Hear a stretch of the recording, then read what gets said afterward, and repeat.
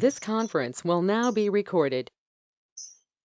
अद्य गुरुवासरः अथवा बृहस्पतिवासरः माघ कृष्ण त्रयोदशी महाशिवरात्रि इति लोके दिनांक 11 मार्च 2021 मादानिदान मधुपुष्पिका रूपप्रकरण शंखं चक्रं जलपान ददतमृतकं चारुदौर्भिश्चतुर्भिः सूक्ष्म स्वच्छातिहृद्यांशुकपरिविलसन् मौलिमं भोजनेत्रं कालाम्भोदोज्ज्वलाङ्गं कटितटविलसच्चारुपीताम्बराढ्यं वन्दे धन्वन्तरिं तं निखिलगदवनप्रौढदावाग्निलीलं प्रौढदावाग्निलीलं ब्रह्मणो हि समारब्धा मात्रेयाद्येषु पूजिताम् अस्मदाचार्यपर्यन्तां वन्दे गुरुपरम्पराम् आयुर्वेदरतं वन्दे माधवाख्यं महागुरुम्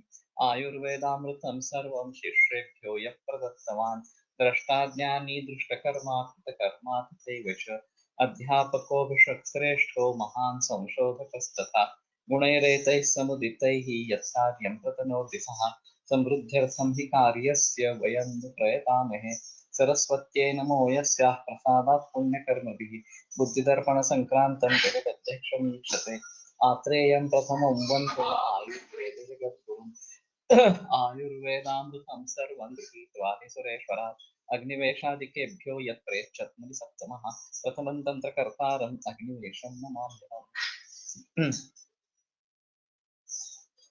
ॐ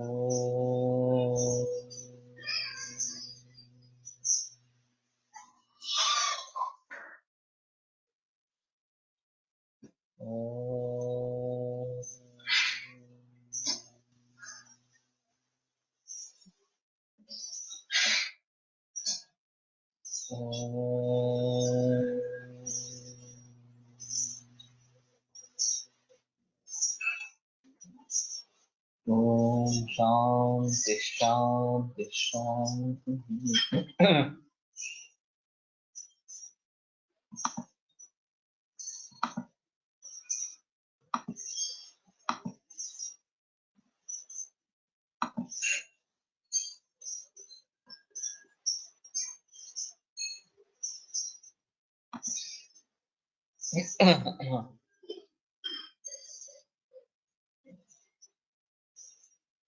जन्मते व्याधिजन्म रूपा संप्राप्तिस्तन्मते तस्य लिंगपदेन व्यवच्छेदः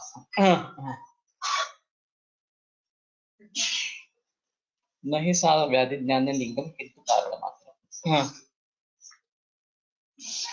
यदि व्याधिजन्म रूप संप्राप्ति किसी के मत के अनुसार है तो लिंग पद से उसका व्यवच्छेद हो जाता है क्योंकि वो व्याधि ज्ञान में लिंग नहीं है किंतु कारण मात्र व्याधि निर्माण होता है इसलिए व्याधि का ज्ञान होता है इस बारे में काफी बहस मैंने पहले भी की है शास्त्रीय व्यवहार्थनम दिनानाम लक्षणार्थम के रूप पर्यायानाः संस्थान इत्यादि तो संस्थानम व्यंजनम लिंगम लक्षणम चिन्हम आकृति ये सभी व्याधि के रूप के पर्याय इस प्रकार के बताए गए नंद रूपेण व्याधि ज्ञायते न च रूपो व्यतिरेकेण व्याधि उपलभ्यते यतो मिलिता अरुक्षादयः एव ज्वरः कासाद्य एकादश रूपाणि एव राजयक्ष्म ये जो आशंका पूछी गई है ये बहुत बड़ी आशंका इस प्रकार की है द्रव्य और गुण ये जो दो बेसिक पदार्थ माने गए हैं वो वास्तव में अलग है या एक ही है इसके बारे में काफी बहस बहुत पुराने पुराण साल से या काल से चली आ रही है सबसे अच्छा उदाहरण इसका सूर्य का प्रकाश ये है अब प्रकाश वास्तव में क्या है प्रकाश एक उष्णता एनर्जी इस प्रकार का है या वो द्रव्य स्वरूप है उसमें कुछ क्वांटम पार्टिकल्स इस प्रकार के हैं तो इसके बारे में काफी बहस हुई है और दोनों भी थियरी प्रचलन में है कि केवल ये ऊर्जा स्वरूप भी है और द्रव्य स्वरूप भी है। अब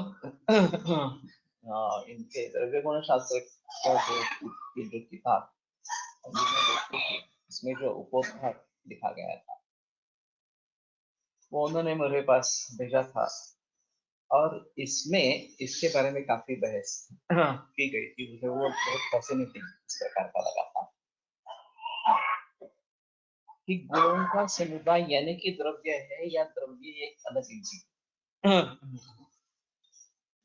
अभी हम वैशेषिक सिस्टम को फॉलो कर रहे हैं, तो द्रव्य अलग है और उसके यहाँ पे गुण रहते हैं, ऐसा हमारा मंतव्य है, वैशेषिकों का मंतव्य। तो गुण ही जब इकट्ठा हो जाते हैं तो एक वो अलग एंटिटी इस प्रकार की बनती है, और फिर उसको द्रव्य कहेंगे या क्या कहेंगे, ये एक अलग केवल गुण समूह इस प्रकार से। लेकिन वैशेषिकों ने ऐसा सोचा कि हम गुणों से व्यवहार नहीं करते, हम द्रव्य से व्यवहार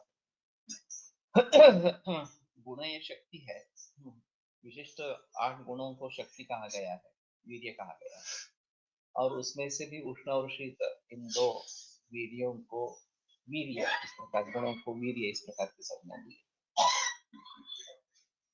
लेकिन व्यवहार में हम एनर्जी के फॉर्म में अन्न नहीं लेते हैं, हम अन्न के स्वरूप में अन्न लेते हैं, जिसको गुण कर्म है, जो खुद द्रव्य इस प्रकार का। तो ये जो सिस्टम हमने अपनाई ली है वो एक गुण द्रव्य इस प्रकार की ली गई है। वैसे देखा जाए तो सूर्य क्या है, ये अहम चीज है कि इनके हिसाब से हाइड्रोजन और हीलियम, ये वायु का ज्वलन इस प्रकार का चल रहा है। वायु है फिर द्रव्य है इस प्रकार से, और उसमें जो शक्ति निर्माण होती है, उष्ण शक्ति इस प्रकार, वो हमारे तक पहुंचती है। उसमें भी केवल एनर्जी वेव फॉर्म में आती है या फिर क्वांटम भी उसमें होता है, ये एक अहम चीज इसमें रहेगी। तो द्रव्य और गुण, ये जो सिलसिला है वो काफी पुराना इस प्रकार का सिलसिला है कि किसको द्रव्य कहेंगे और गुण किसको कहेंगे।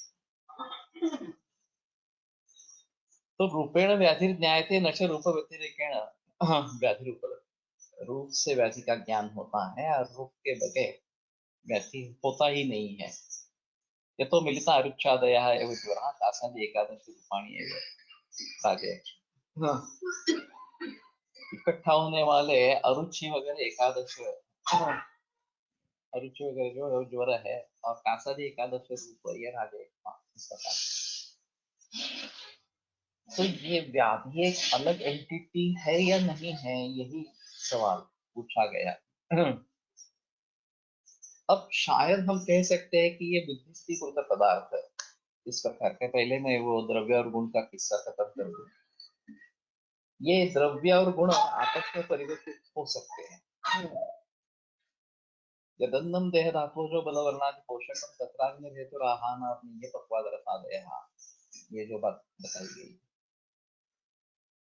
कि जो अन्न बलवर्णादि पोषक इस प्रकार का है, उसका हेतु अग्नि है इस प्रकार से। लेकिन आहार से ऊर्जा हमें मिलती है, और ऊर्जा को वजन नहीं है। तो जब वचन हो जाता है तो द्रव्य समाप्त हो जाता है, और पूरा का पूरा समाप्त नहीं होता, परिवर्तन भी उसका होता रहता है, और उसके साथ में एनर्जी रिलीज होती रहेगी। भावी साठे सर का एक प्रयोग था, प्रोबेबल मेथड ऑफ डिटरमिनिंग अधिमान्य by the process of weighing इस प्रकार का। उसने वॉल्ड बॉयज ले लिए थे परीक्षण के लिए, और उनका यह अनुभव था, निरीक्षण था कि ये हट्टे कट्टे है, अच्छा खासा व्यायाम उनका होता रहता है, और अग्नि अच्छा रहता है। तो जब भोजन मिल जाता है तो उसके ऊपर टूट पड़ते हैं। तो इनको ये कहा गया कि हाँ, भोजन करने से पहले तुम अपना वजन करो, और जो भी भोजन लेना है वो एक कटोरी में ले लेना, पानी वगैरह जो भी लेना है वो सब वजन करो, और जितना तुम्हें खाना है एक ही बार परोसना है, फिर से दे लेना नहीं है, पानी भी ऊपर से नहीं लेना। भोजन पूरा होने के बाद जो रह गया है उसका फिर से वजन करो, तो अंदर कितना गया, सॉलिड फूड कितना गया और पानी कितना गया वगैरह, इसके बारे में पता चलेगा। अब तुम्हारे वेट पहले हमने गिन लिया है, मान लिया कि 60 किलो वेट है, और इसने 1 किलो का खाना और पीना ये सब कर लिया है, तो एक्सेप्ट हो गया वेट। हर घंटे के बाद वेट करते रहना। तो इनका अनुभव ऐसा रहा कि जिनका अग्नि अच्छा है उनमें 3 घंटों में ये वजन फिर से 60 किलो हो जाता है। 1 किलो जो अन्न है जो अंदर गया है उसका वेट नहीं प्रतीत होता, वो एनर्जी में कन्वर्ट हो जाता है, इसलिए उसका वेट नहीं रहता। तो ये सबसे बड़ा अच्छा उदाहरण है कि द्रव्य का शक्ति में रूपांतर इस प्रकार से होता रहता है। तो शायद सूरज की किरणें वो जब वहां से निकलती है उसमें द्रव्य होगा, लेकिन ये पृथ्वी तक आने तक परिवर्तित होकर ऊर्जा, उष्ण ऊर्जा इस प्रकार की बन जाती है उसकी। तो इस प्रकार से जैसे द्रव्य से शक्ति में परिवर्तन होता है, वैसे शक्ति से भी द्रव्य निर्माण होता है। ये भी एक अलग इस प्रकार की चीज है। और ओजो वृद्धि होती है, ओजस ये एक तेज है, ओजस तेजो धातुनां चक्रांतानां परमस्पतम इस प्रकार। और ओजो वृद्ध हुए देह से तुष्टि पुष्टि बलोदय, तो पुष्टि होती है शरीर की। तो ये एक अजीब माहौल इस प्रकार का है। आस्या सुख स्वप्न सुख, इससे कफ बढ़ता है। चक्रवाणी तीर्थ ने बहस की है सामान्य विषय सिद्धांत के बारे में कि अगर आदमी सोएगा, हाँ, तो उस समय अगर वो जागता रहेगा तो चलन वलन होगा, क्रियाएं होगी, तो कफ का क्षय होगा और वात बढ़ेगा। और जब वो सो रहा है तो ये बातें नहीं हो रही है, इसलिए जो कफ का क्षय होने वाला था वो नहीं हुआ, इसलिए कफ वृद्ध हो गया ऐसा लगता है। वास्तव में कफ की वृद्धि होती नहीं है, ऐसा उसका कहना है, जिसे मैं सहमत नहीं हूँ। क्योंकि कफ बढ़ता है और बालकों में तो श्लेष्मा कांडानी पुष्यति इस प्रकार का बताया गया है। आशा सुखम सुखम सुखम, ये वराही वो पुष्यति इस प्रकार का हेतु बताया गया है।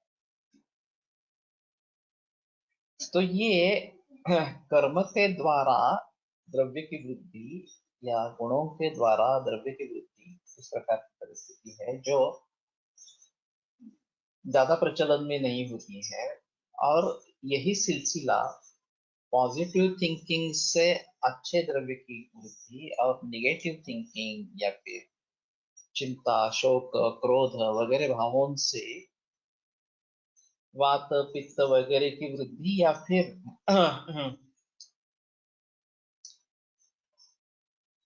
शरीर में परिवर्तन आना, कैंसर जैसी शुरुआत हो जाना, ये पॉसिबल है जब केवल मानसिक कारणों से विकार निर्माण होते हैं। और मानसिक कारण वास्तव में द्रव्य में के नहीं गिने जाएंगे, तो गुण ही इस प्रकार के कहे जाएंगे।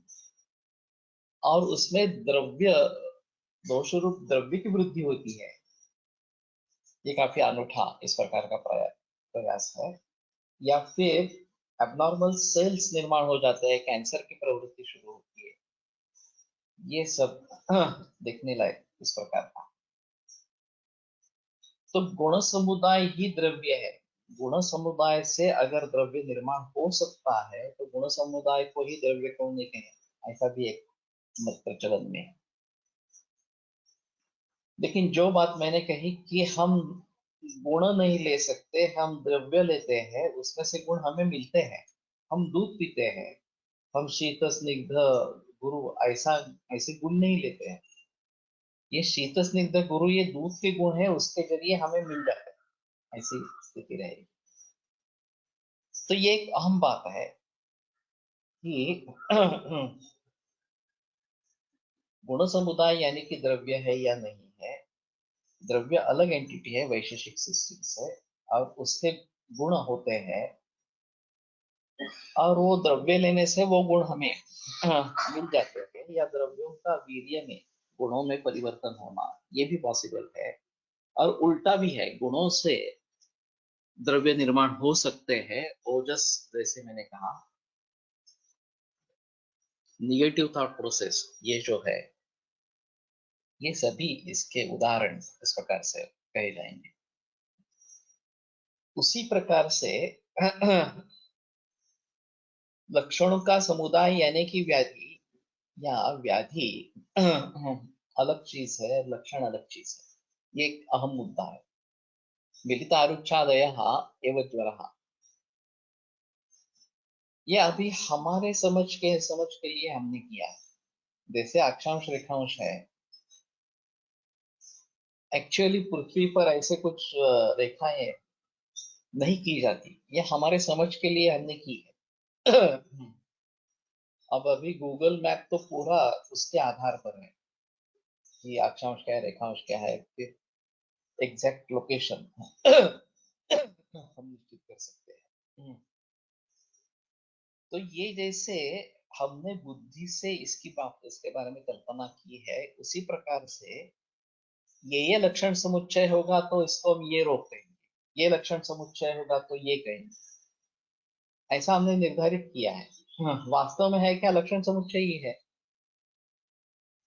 उसको हमने एक नाम दे दिया कि इसको ये कहेंगे, उसको ये कहेंगे, इस प्रकार का।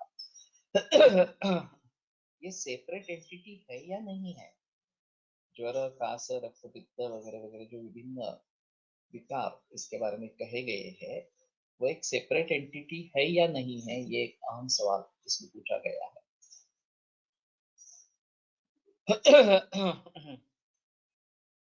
कासादि एकादश रूपाणी एवं राजयक्ष्मा, कासादि एकादश रूप ही राजयक्ष्मा इस प्रकार का है, उच्चते न एवं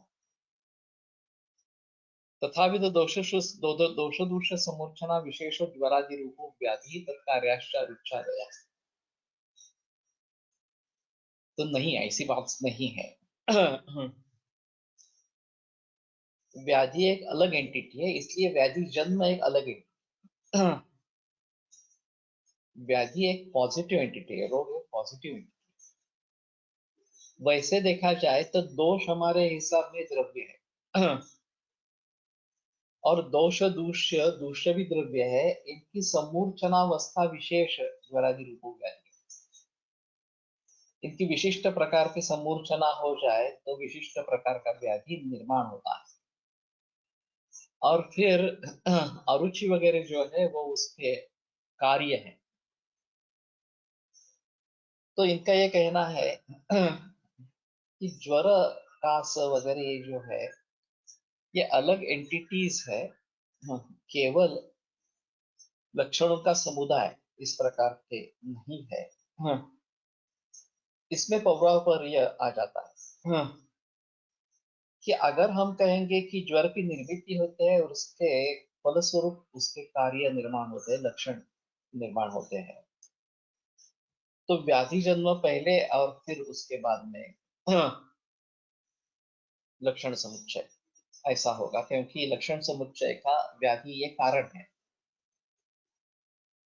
अब हम कहेंगे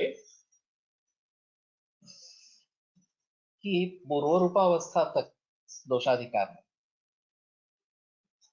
और फिर व्याधि जन्म होता है कि एक नई एंटिटी निर्माण हो जाती है और उसके जरिए ये कार्य निर्माण होता है, लक्षण निर्माण।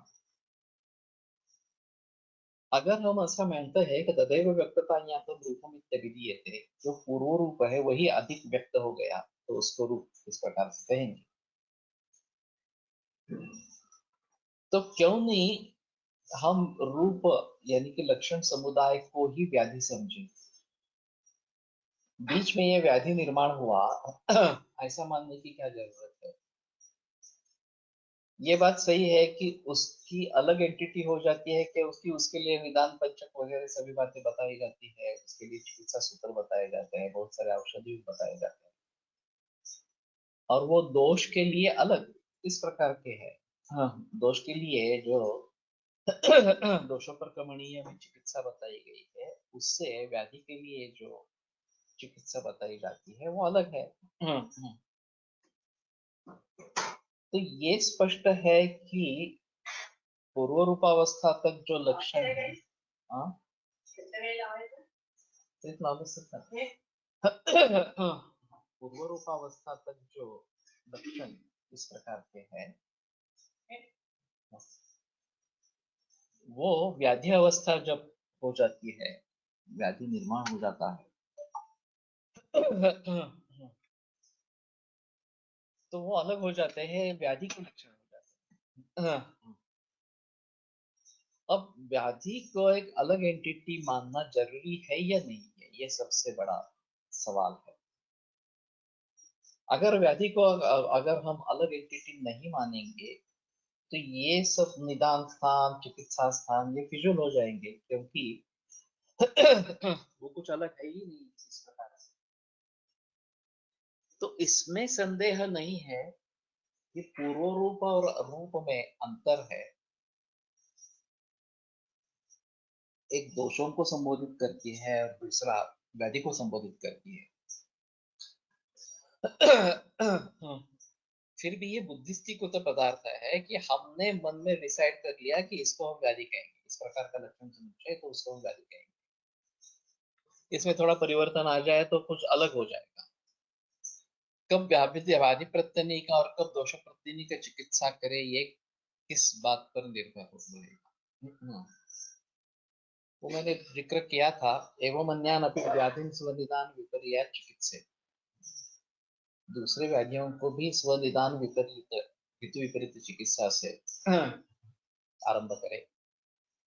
अनुबंध हेतु, अगर व्याधि मिटता नहीं है तो सती हेतु विपर्यय त्यक्त्वा यथायथं वैद्यो युञ्जात व्याधि विपर्यय, तो हेतु विपरीत तो छोड़ दे और व्याधि विपरीत करे। ये ग्रंथ में अष्टांग संगत अष्टांग हृदय 8वें अध्याय में मात्रा शुक्ल है, जब ये त्रिविध प्रकार का अजीर्ण बताया है उसके बाद में ये सूत्र आया। तो पूर्व रूपावस्था है तो दोष की चिकित्सा करनी है, रूपावस्था है तो व्याधि की चिकित्सा करनी है। अब लंघन जैसा उपक्रम ज्वर में दोनों अवस्था में है। प्रागरूपेशु ज्वराद हुआ, पूर्व रूपावस्था में भी है, ज्वर की आरंभ की अवस्था है उसमें भी लंघन करना है इस प्रकार से। आमाशयस्तु हत्वाग्ने सामो मार्गान पिधाय विदधाति ज्वरं दोषस् तस्मात् वितरण, क्योंकि उसकी जो कारण परंपरा है वो दोनों के लिए कहा है, कॉमन है। दोष आमाशयस्त है, अग्नि का हनन हुआ है, साम दोष है, और स्रोतस का रोध इस प्रकार का हो गया है। तो इन सभी के कारण लंघन करना है, ऐसा वहां पे बताते हैं। सवाल ये है कि व्याधि को अलग एंटिटी माने या नहीं माने। अभी इनके हिसाब से अलग एंटिटी डेफिनेटली है, दोष से अलग एंटिटी है, इसलिए आरंभवाद है जो मैं जिक्र कर पा रहा हूँ। केवल सत्कार्यवाद होता तो आयुर्वेद काफी आसान हो जाता। कुछ देखना ही नहीं है, व्याधि वगैरह इस प्रकार के इतने सारे प्रकार व्याधि के, उनकी अवस्थाएं मगर कुछ देखना नहीं है, सिर्फ दोष को देखो, चिकित्सा करो बस। लेकिन ये नहीं है। जब कोई विशेष व्याधि इस प्रकार का व्यक्त हो जाता है तो अधिकरण बदल जाता है, उसके लिए अलग चिकित्सा बताई गई है, तो उसकी चिकित्सा करनी है, ये अहम है। तो ये अलग एंटिटी है, उसके बारे में संदेह है। फिर भी उसमें भी दो पक्ष हैं कि समुदाय, ये एक अलग खासियत होती है क्या, अलग अलग लक्षण रहेंगे तो वो व्याधि नहीं कहे जाएंगे, लेकिन लक्षणों का समुदाय हो जाएगा तो उसको व्याधि कहा जाएगा इस प्रकार के। किंच अरुचादया प्रत्येक एवं प्रत्येकशः रूपाणि तत्समुदाय व्याधि, अरुचि वगैरह जो प्रत्येकशः जो है रूप है, उनका समुदाय व्याधि है। यथा समुदायभ्यः अन्यः एव समुदाय, समुदायी जो है उसके घटक जो है समुदाय के, उससे समुदाय अलग ही होता है। अब ये बात भी बाकी उदाहरणों से स्पष्ट की जाती है कि अगर एक एक लकड़ी को हम तोड़ना चाहेंगे तो टूट सकती है, लेकिन लकड़ियों का अगर गट्ठा हाथ में दिया जाए और कहेंगे कि उस सभी को तोड़ दो एक ही स्ट्रोक में, तो नहीं होगा। तो संघे शक्ति कलो युगे, जब समूह बन जाता है, समुदाय बन जाता है, तो एक उसकी अलग ताकत होती है, वो अन्य ही होता है समुदायी से अलग अलग आदमी। और एक समुदाय रूप आदमी, इनमें काफी फर्क इस प्रकार का। तो जब अरुचि वगैरह सब इकट्ठा हो गए तो ये एक अलग एंटिटी हो गई, समुदाय बन गया, और समुदाय समुदाय से अलग ही है। यथा खदेर तरुणाम वन, कि खदीर वृक्षों का वन, इस प्रकार का कहेंगे, तो वन एक एंटिटी, अलग एंटिटी हो गई। एक दो इस प्रकार के खदीर वृक्ष है तो कह सकेंगे हाँ ये वृक्ष है, वो वृक्ष है, खदीर का है, इस प्रकार। लेकिन जब हम वन कहेंगे तो बहुत सारे खदीर के पेड़ वहां पे है, ऐसा इसका अर्थ होगा। और इस प्रकार का समुदाय होना यही विशेष बात है। जो बात वन से होती है, जो कार्य वन होने के कारण होता है, वो एक दो पेड़ों पौधों से नहीं होता। तो इसलिए समुदाय एक अलग चीज इस प्रकार की है। अन्ये तो राहो शिरा शिलापुत्र से शरीरम इतिवत असत्यपि भेदे भेद विवक्षया समर्थये। दूसरे कुछ लोग राहु का शिर और शिलापुत्र का शरीर, ये राहु और केतु दो राक्षसों के ग्रुप में थे। और जब विष्णु ने मोहिनी रूप धारण करके देवों का अमृत पिलाना शुरू कर दिया, तो ये इनके ध्यान में आया कि अरे ये तो अमृत दिया जा रहा है देवों को। वो चुपचाप जाकर देवों की पंक्ति में बैठ गए। विष्णु ने पहचाना नहीं। उन्होंने दोनों के मुंह में अमृत डाला। तो शिलापुत्र जो केतु है, उसमें वो गले से नीचे चला गया, और राहु के मुंह में डाला था, अभी वो सिर में ही था कि चंद्र और सूर्य ने देखा, अरे ये हमारी पंक्ति में आकर बैठे और अमृत पी रहे हैं हमारे साथ। तो उन्होंने तुरंत विष्णु को कहा कि अरे ये तो राहु केतु इस प्रकार के घुस गए हैं हमारे ग्रुप में, और उन्होंने अमृत स्वीकार कर लिया है। तो विष्णु ने तुरंत सुदर्शन चक्र का प्रयोग किया और दोनों की गर्दन उड़ाई। अभी स्थिति ऐसी हुई कि राहु के फिर सिर में अमृत रहा था, नीचे नहीं गया था, तो उसका सिर बच गया, वो अमर हो गया। और वो केतु का अमृत नीचे चला गया था, तो उसका जो बाकी शरीर है वो अमृत अमर बन गया, लेकिन मस्तक निकल गया। अब राहु का शिर और शिलापुत्र का शरीर, इस प्रकार का जो प्रयोग होता है, वो तो व्याघात है। राहु का शिर कहने के लिए अगर राहु का बाकी शरीर है तो राहु का शिर कहने में मतलब है, राहु सिर्फ शिव रूप से ही उपलब्ध है।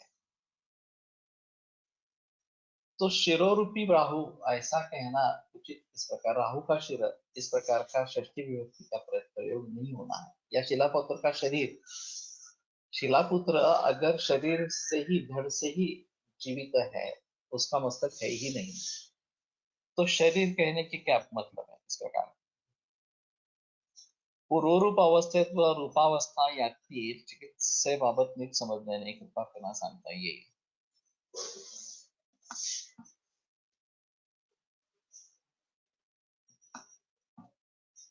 बऱ्याच वेळेला सामान्य चिकित्सा सूत्र, विशेष चिकित्सा सूत्र सांगितले होते। सामान्य चिकित्सा सूत्र व्याधी प्राथमिक, विशेष चिकित्सा सूत्र दशपथन अशा अर्थाने आले आहे का? मैं पहले ये बात थोड़ी पूरी कर लूं और फिर बताऊंगा। तो परिस्थिति ऐसी है कि जब शिरच्छेद हुआ राहु और केतु का, तो राहु केवल शिर रूप से शेष रहा, उसका सिर्फ सिर ही रहा, और केतु का सिर्फ जो नीचे वाला पार्ट है वही रहा, उसका मस्तक नहीं रहा। अब ये बताना वह तो व्याघात होगा कि राहु का शरीर या शिलापुत्र का शरीर इस प्रकार का, क्योंकि षष्ठी विभक्ति का कोई प्रयोजन ही नहीं है। वो जब उतना ही पार्ट वहां पे रह गया है तो ये षष्ठी विभक्ति का प्रयोग नहीं होना चाहिए। तो कुछ लोगों का ऐसा कहना है, नहीं तो राहु शिला शिलापुत्र से शरीर मितिवत असत्य भी भेद है, वहां वास्तव में भेद नहीं है। भेद विवक्षया समर्थे, कि भेद है ऐसा करके उसका समर्थन करते हैं। क्योंकि शिलापुत्र पहले मस्तक और शरीर दोनों वाला था, अभी मस्तक नहीं रहा, सिर्फ उसका शरीर रह गया है, तो शिलापुत्र का शरीर ये उसमें यद्यपि भेद नहीं है तो भी ये समर्थनीय है, ये वाक्प्रचार समर्थनीय है। वैसे ही राहु का पूरा शरीर था, उसमें से केवल सिर ये शेष रहा है, तो उसमें भेद वास्तव में नहीं है, राहु ही सिर है। फिर भी असत्य पे भेदे तत्रापि भेदम आमनन्ति, भेद न होने के बावजूद भी उसमें भेद का समर्थन इस प्रकार का करते हैं। नैयायिकासु तत्रापि भेदम आपादे, नैयायिक जो है उसमें भी भेद मानते हैं कि नहीं, वो जो राहु हमारे मन में है ये शायद प्रतिविज्ञा जैसा होगा। हमारे मन में जो राहु है पूरा शरीर वाला, उस राहु का केवल सर रूप में शेष रहना, तो राहु शिर इसमें भेद ही है इस प्रकार से, और शिलापुत्र का शरीर इसमें भी भेद ही है, ऐसा वो मानते हैं। अब प्रस्तुत स्थिति में केवल लक्षण समुदाय यानी कि व्याधि ऐसा मानेंगे, या समुदाय एक अलग एंटिटी है इस प्रकार से मानेंगे। तो समुदाय एक अलग एंटिटी है इस प्रकार के मानना जरूरी है वास्तव में, और इसीलिए मैं बार बार जिक्र कह रहा हूं, यह आरंभवाद है। शुरुआत हमारी दोषों से हुई, संचयन च प्रकोपंच प्रसरम स्थान संश्रयम, यहाँ तक दोष आई, और फिर ये अभी दोष नहीं रहे, ये अभी व्याधि बन गए। दोषाधिकार खत्म हो गया, व्याधिधिकार आरंभ हो गया। अब उसमें अगर हमें चिकित्सा करनी है तो व्याधि के अनुसार चिकित्सा इस प्रकार से करनी है।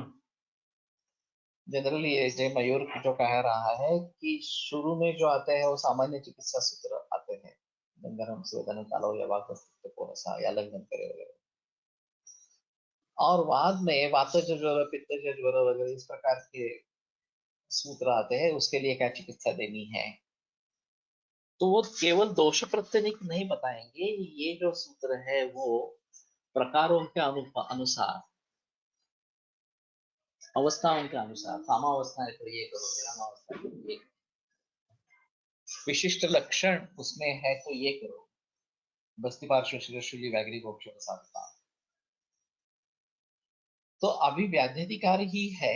हाँ, लेकिन सामान्य चिकित्सा एक अलग चीज हुई, और उसके जो विशेष अवस्थाएं है, प्रकार है, उसके अनुसार चिकित्सा बदलती इस प्रकार की जाए।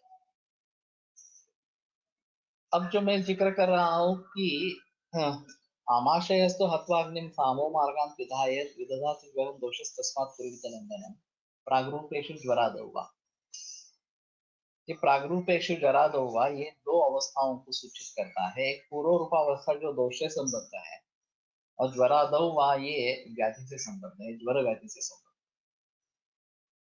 तो कौन सी भी अवस्था हो, पूर्व रूपावस्था हो या रूपावस्था हो, लंघन शुरू नहीं करे, क्योंकि दोष आमाशयस्थ है, हत्वाग्नि कामो मार्गान पिधायत वगैरह वगैरह संप्राप्ति बताई गई है। उसके अनुसार दोष की और व्याधि की दोनों की चिकित्सा लंघन यही है, और इसलिए प्रागरूपेषु ज्वराद हुआ बलम यत्नेन पालयन.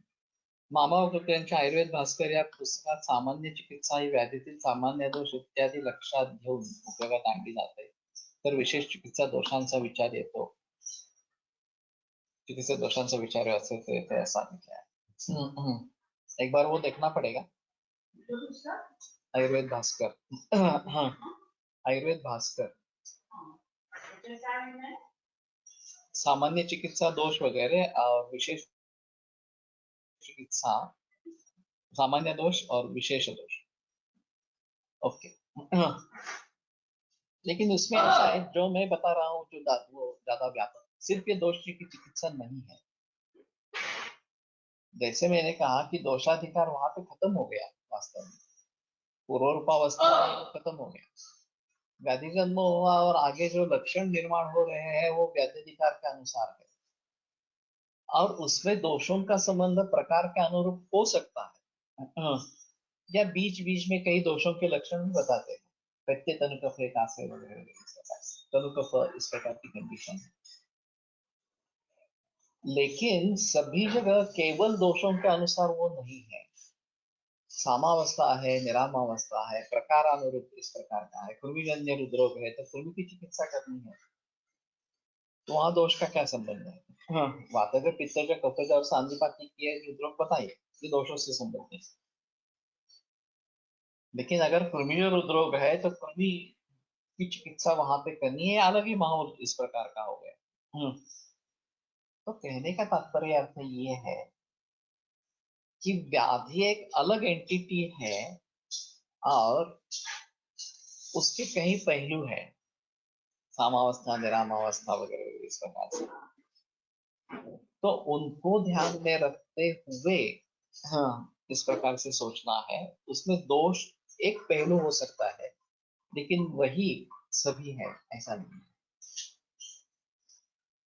तो ठीक है, मामा गोखले के विचार अभी आयुर्वेद भास्कर में ही मिलेंगे, बाकी कहीं नहीं मिलेंगे. और मैंने भी खरीदा था वो आयुर्वेद भास्कर, लेकिन मालूम नहीं अभी घर में कहाँ होगा नहीं होगा. लेकिन ठीक है, अगर उसको भली भांति देखेंगे और उनके विचार समझने की कोशिश करेंगे तो एक बेहतर ऑप्शन इस प्रकार का रहेगा. फिलहाल हम जो मुद्दा डिस्कस कर रहे हैं कि लक्षण समुदाय यानी कि व्याधि या लक्षण समुदाय और व्याधि अलग अलग है. तो लक्षण समुदाय यानी कि व्याधि ये एक अहम चीज है. समुदाय समुदाय से अलग होता है. अभी ये जो बताते हैं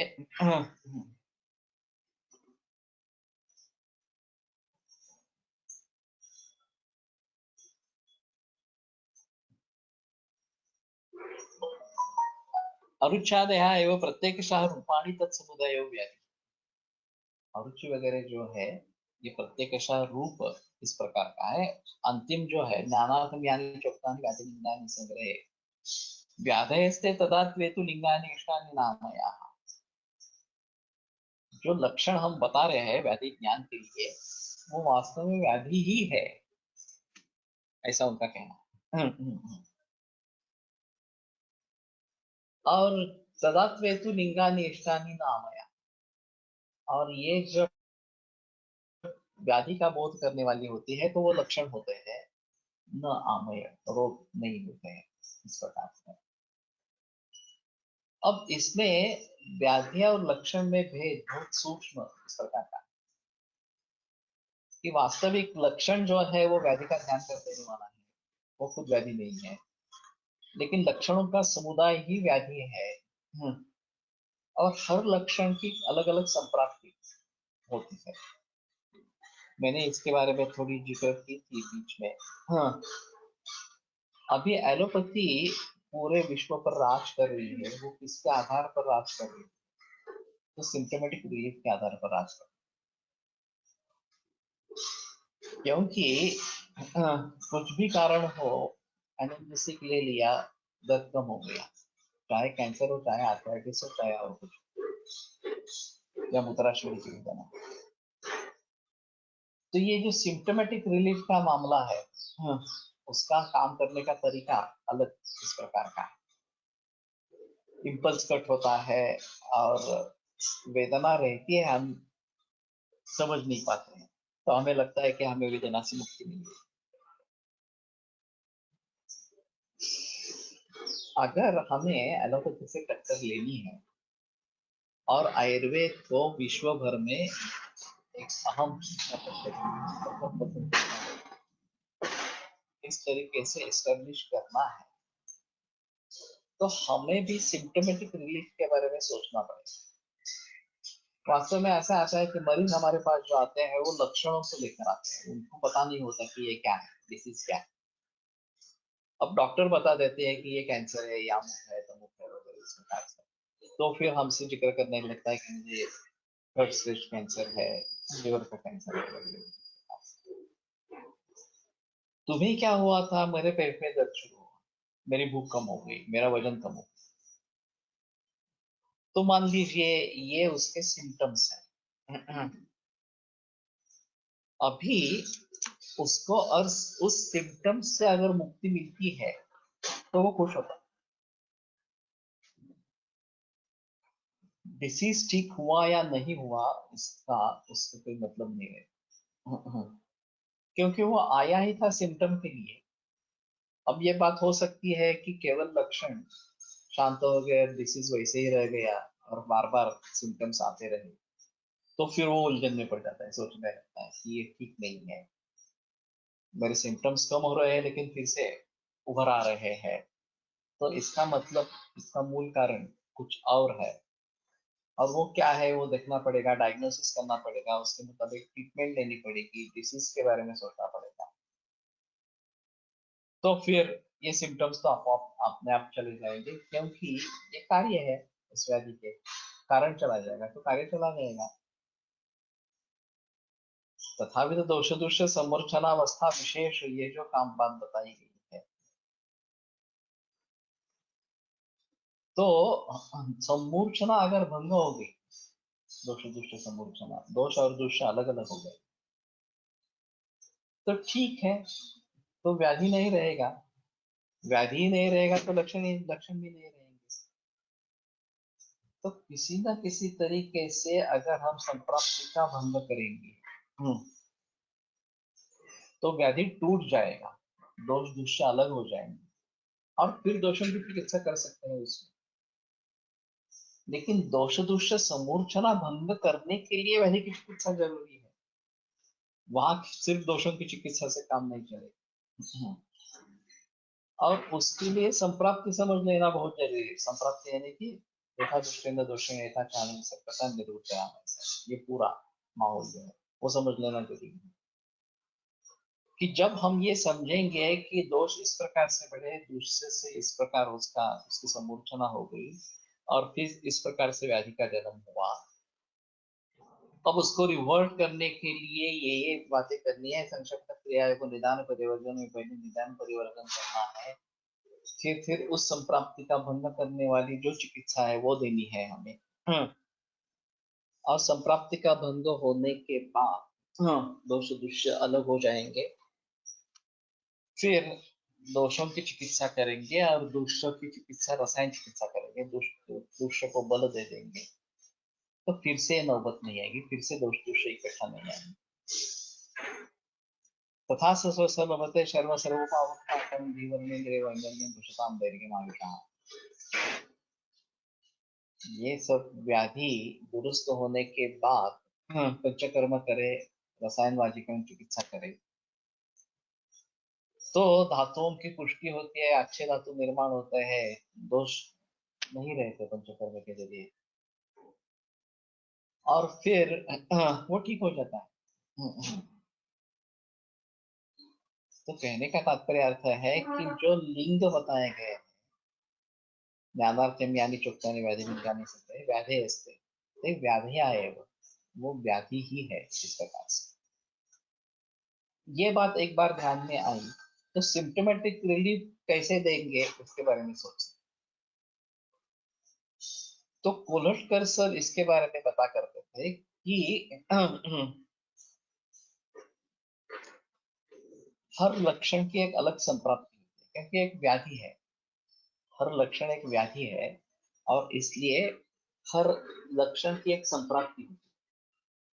अगर तुम पूरे व्याधि की संप्राप्ति का भंग नहीं कर पा रहे हो, फिर भी उस लक्षण के संप्राप्ति का भंग कर पा रहे हो,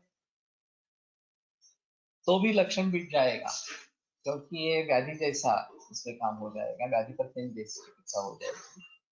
लक्षण मिट जाएगा तो रोगी को आराम मिलेगा, रोगी खुश होगा, और फिर हमें उसके बारे में पता चलेगा कि ठीक है, अभी व्याधि को धीरे धीरे इस प्रकार से ठीक करते रहेंगे. प्रत्यक्ष लक्षणाची स्वतःची वेगळी संप्राप्ती असते, तर वेगवेगळ्या व्याधीचे लक्षण वर्णन येते, त्यामागे समान संप्राप्ती असते की वेगवेगळी. सवाल अच्छा है. जसे अरुची या लक्षणावर प्रत्येक वेळी एक द्रव्य कल्प वापरता येईल का, की प्रत्येक वेळी त्या व्यक्तीची विशेष स्वतःची चिकित्सा कल्प द्रव्य वापरावे लागेल. कुछ हद तक समान रहता है, ज्यादातर विशेष रहता है, अलग अलग रहता है. एक ही लक्षण अरुचि बहुत सारे व्याधियों में, अगर लक्षण को देखेंगे तो आपको पता चलेगा कि अरुचि करीबन सभी व्याधियों में है लक्षण. और इतना अहम लक्षण क्यों है, ये देखना चाहिए इस प्रकार से. तो अरुचि की चिकित्सा, वैसे अरोचक ये राजेक्ष्मा में एक व्याधि भी है, और उसकी चिकित्सा बताई गई है. तो उसी चिकित्सा को सभी रोगों में हम प्रयोग कर सकते हैं या नहीं कर सकते हैं. अगर ज्वर में अरुचि है तो उसकी चिकित्सा अलग, अतिसार में अरुचि है तो उसकी चिकित्सा अलग, ये भी बात हो सकती है. राजयक्ष्मा चिकित्सेत प्रत्येक लक्षणाची भिन्न संप्राप्ति मांडली है, सही है. तो व्याध्यधिकार क्या है, उसके अनुसार ये लक्षण कैसे निर्माण हो रहा है, इसके बारे में सोचना है. इसके बारे में एलोपैथी में भी काफी बहस हुई है, रिसर्च हुआ है. और ये इम्पल्स कट करने की बात, लोकलाइज ट्रीटमेंट करने की बात, ये भी उसमें आई है. मैंने सुना था जापानी नया टेक्निक आया है करके ब्रेस्ट कैंसर में, कि ये वहाँ का ब्लड सप्लाई कम करके उसमें केमोथेरेपी ड्रग दिया जाता है, और फिर वो पुराना जो ब्लड सप्लाई है वो चालू कर दिया जाता है. तो ये लोकलाइज केमो हो जाता है, और फिर डोज बहुत कम रहता है, और साइड इफेक्ट्स भी उतने नहीं रहते जो पूरे शरीर में केमोथेरेपी देंगे तो उसके जो साइड इफेक्ट्स होते हैं उसके कई गुना कम इस प्रकार के साइड इफेक्ट्स इसमें होते हैं. तो ये ब्रेस्ट में ही हम उसको अगर खत्म करने की कोशिश करेंगे, वैसे केमो एम्बोलाइजेशन ये भी एक ट्रीटमेंट दी जाती है, खास करके लीवर में दी जाती है. ये लोकल केमोथेरेपी ऐसा ही प्रयास है. उसी प्रकार से अगर सरदर्द हो रहा है और हमने सरदर्द के लिए कुछ चिकित्सा की, अगर सर बांधते हैं और उससे रिलीफ होता है तो समझ लेना ये मार्गावरोधजन्य वात, सॉरी, धातुक्षयजन्य वात. और सर बांधने से अगर वेदना बढ़ती है, अंतशय होता है, तो समझ लेना है मार्गावरोधजन्य वात. तो धातुक्षयजन्य वात प्रकोप में सर बांधने से अगर रिलीफ हो जाता है, तो ये चिकित्सा ही है, लाक्षणिक चिकित्सा है. तो जो भी इस प्रकार की चिकित्सा हो, बाह्य चिकित्सा जिसको कहेंगे, धारा हो, सेक हो, जलोपावचरण हो, या और कुछ इस प्रकार का हो, वो सभी लाक्षणिक चिकित्सा के स्तर पर अच्छी है. बस्ती पार्श्व शिरोशूली व्याघ्री गोक्षर का ये भी पर्टिकुलर लक्षण है, उसमें ये द्रव्य बताए गए हैं. व्याघ्र गोक्षर साधित पेया इस प्रकार की अगर उसमें दी जाती है तो बस्ती पार्श्व शिरोशूल शांत हो जाते हैं इस प्रकार से। और ज्वर अधिकार है वो भी शांत होता है,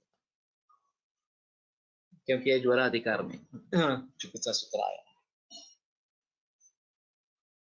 तो लक्षणों के बारे में भी ऐसा सोचना पड़ेगा कि उस लक्षण के लिए जहां भी जो भी चिकित्सा है वो सभी रोगों के लक्षण में वही चिकित्सा दे पाएंगे, ऐसा नहीं। हर व्याधि को समझते हुए हर व्याधि की जिस संप्राप्ति से वो लक्षण निर्माण होता है उसको ध्यान में रखते हुए उस व्याध्यधिकार में जो बताया गया है वो देना है, ये एक अहम चीज इसमें है। अब ऐसा होता है कि सितोबलादि चूर्ण का अधिकार राजयक्ष्मा है। हाँ, और भाग्यवाड़ीकर सर के प्रचलन में सितोबलादि चूर्ण बहुत मात्रा में था, बहुत मरीजों में उसका इस्तेमाल होता रहा। और भाग्यवाड़ीकर वैसे बताने वाले नहीं है। तो फिर भी एक समारोह में भाग्यवाड़ीकर और कोलटकर सर मिले और दोनों ही थे। तो कोलटकर सर ने उनको सवाल पूछा कि आप सितोबलादि चूर्ण का इस्तेमाल बहुत सारे मरीजों में करते हो, तो क्यों करते हो, कारण क्या? मालूम नहीं, उस समय भाग्यवाड़ीकर प्रसन्न थे। मैं नृसिंहाचार्य भाग्यवाड़ीकर की बात कर रहा हूँ। और वो बोलने ही वाले थे कि तीसरी एक व्यक्ति वहां पे आप पहुंचे। बस भाग्यवाड़ीकर ने विषय छोड़ दिया और वो अधूरा संभाषण वहीं से अधूरा रह गया। तो मैंने कहा सर से कि ठीक है, आप तो बता रहे हैं, भाग्यवाड़ीकर ने नहीं बताया, लेकिन आप तो बता क्या कारण है। तो सर ने खुल के बात की कि इसका अधिकार राजा यक्ष्मा है। जहां भी धातु क्षय जनित संप्राप्ति इस प्रकार की रहेगी वहां से तो पहले जीवन का एक अहम चीज ऐसी है कि अगर पूरी का साइज बढ़ाना है, हम भस्म का प्रयोग कर रहे हैं और उसकी मात्रा बहुत ही कम है, तो मात्रा बढ़ाने के लिए क्या दे सकते हैं? तो सितोपलादि चूर्ण आसान है, पैलेट भी है, पैलेटेबल भी है, तो वो डाल सकते हैं। लेकिन सिर्फ ये रीजन नहीं है। सर के अनुसार चरक का निदान की तरफ देखने का दृष्टिकोण और चिकित्सा का दृष्टिकोण अलग है, इसलिए निदान स्थान में से 8 अध्याय है और चिकित्सा स्थान में 30 अध्याय। तो एक मत ऐसा प्रचलन में है कि जितनी भी संप्राप्तियां होती होंगी किसी भी रोग की, पुराने रोग हो या अद्यतन नवीन रोग इस प्रकार के हो, उन सभी का जिक्र इन 8 अध्यायों में ही होगा। और एक बार अगर हम पक्की तरीके से समझ लेते हैं कि हाँ ये इस संप्राप्ति से जुड़ी हुई इस प्रकार से है, तो फिर उस संप्राप्ति को लेकर कुछ भी व्याधि निर्माण हुआ हो, लक्षण निर्माण हुआ हो, तो उसमें उस संप्राप्ति को भंग करने की जो चिकित्सा रहेगी, उसमें जो अधिकार द्रव्य रहेगी, उसका भली भांति प्रयोग कर सकते हैं। तो धातु क्षय जन्य से जन्य कोई संप्राप्ति अगर होती है तो उसमें सितोपलादि चूर्ण का अधिकार प्रयोग में लाना चाहिए। चाहे आप इसका प्रयोग करो सितोपलादि चूर्ण का, पालिसादि चूर्ण का करो, एलादि रसायन का प्रयोग करो, कुछ भी करो, लेकिन जहां जहां धातु क्षय जन्य संप्राप्ति इस प्रकार की होगी वहां ये एक अहम मुद्दा इस प्रकार का रहेगा। तो रोग क्या है, लक्षण क्या है, ये एंटिटी एज सच क्या है? तो लक्षण भी रोग ही है। सिर्फ जब वो किसी व्याधि का निर्देश करता है तो उसको लक्षण कहा जाता है, नहीं तो रोग ही है। और जैसे रोग, हर रोग की संप्राप्ति होती है, उसी प्रकार से हर लक्षण की भी संप्राप्ति होती है। ये इसमें अहम मुद्दा इस प्रकार का है। और अगर हमें सिम्टोमेटिक रिलीफ का तंत्र विकसित करना है तो हमें रोग लक्षण के संप्राप्ति के ऊपर ध्यान देना पड़ेगा। और फिर इंटरनल हो या एक्सटर्नल हो, इस प्रकार की चिकित्सा अगर हम दे देंगे जिसमें सिम्टमेटिक रिलीफ इस प्रकार का हो जाएगा, और फिर अरुचिवरती यवानी शाळा व ग्रहणी दोष चिकित्सा सर्वत्र वापरून पाहता येईल का? मनो व स्वतःदृष्टीजन्य असो की अन्न व स्वतःदृष्टीजन्य किंवा इतर काय, बताना मुश्किल है, कर सकते हैं। अभी मैं ये लवंगादि चूर्ण का प्रयोग कर रहा हूँ, मानस विकारों के लिए भी अच्छा है। और इसी दृष्टि से कि अरुचि को दूर करना है, रसपाचक और लवंगादि चूर्ण एक कॉम्बिनेशन, उसके साथ में ज्यादातर वसंत कुसुमाकर, तो वसंत कुसुमाकर रसपाचक और लवंगा और अनुपान महाकल्याणकारी। तो इस नतीजे पर मैं कैसे पहुंचा, जबकि मनोव्याघात ये अरुचि का मूल कारण है, या मनोव्याघात ये रोग का कारण है, चिंता है, शोक है, क्रोध है वगैरह, तो उसको ट्रीट करने के लिए अरुचि अधिकार का ये लवंगादि चूर्ण है। रसवाहिनी दुष्यंती चिंतानाम चाति चिंतनात्, इस तरीके से रस व स्रोत की दृष्टि, इसलिए रसपाचक है। और दातार गुरु जी के अनुसार वसंत कुसुमाकर में बहुत सारी गंध द्रव्यों की भावनाएं हैं, और ये सुखानुबंधी सूक्ष्म सुगंध रोचनों में, ये रोचन है सुगंध जो है, और सुख का अनुबंध निर्माण करने वाला इस प्रकार का है। तो इन सभी बातों को ध्यान में रखते हुए ये मैंने कॉम्बिनेशन बनाया और प्रयोग कर रहा हूँ। लेकिन जैसे तुम यवानी शैडो की बात कर रहे हो, या और कुछ ये दाढ़ीबादी चूर्ण है जो मैंने पहले इस्तेमाल कर रहा था, सभी जगह एक ही चूर्ण इस्तेमाल में होगा या नहीं होगा ये अलग चीज है, इसके बारे में थोड़ा सा देखना पड़ेगा, सोचना पड़ेगा। अगर आप कोई व्याधि का निश्चय कर पाते हो और उसमें से कोई द्रव्य सिलेक्ट करते हो तो ज्यादा बेहतर है। व्याधिकार क्या है ये देखते हो, नहीं तो एक ही सभी जगह इस्तेमाल करते रहेंगे, बहुत सारे जगह रिजल्ट्स मिलेंगे, कुछ जगह नहीं मिलेंगे, वहां अलग सोचना पड़ेगा। ये काफी अहम मुद्दा है सिम्टोमेटिक रिलीफ का, तो कल इसके बारे में थोड़ा ज्यादा जिक्र करेंगे कि सिम्टोमेटिक रिलीफ को हम कैसे आगे बढ़ा सकते हैं। ये सभी की जरूरत है आज, और जितना हम इसको भली भांति समझ पाएंगे उतनी यशस्विता बढ़ पाएगी। तो ये कैसे हासिल करना है, ये इसके बारे में कल सोचेंगे। आयुर्वेद प्रकांडो निगदित इह हि शल्यतंत्र प्रधानः, शिष्येभ्यः शाश्वतोऽयं निखिल जनकृपा व्याप्त चित्ते येन आयुर्वेदस्य वाञ्छन् पुनरपि भुवने काञ्च सुष्ठु प्रतिष्ठां श्रेष्ठं धन्वन्तरिं तं प्रणमति च सदा वैद्यवर्गो हि नूनम्, वैद्यवर्गो हि नूनम्। और महाशिवरात्रि है तो ओम नमः शिवाय भी करें जय। ओम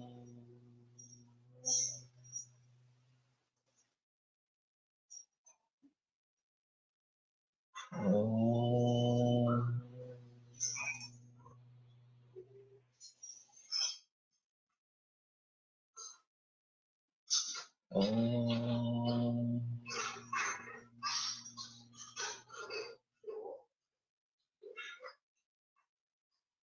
ओम ओम शांति शांति शांति।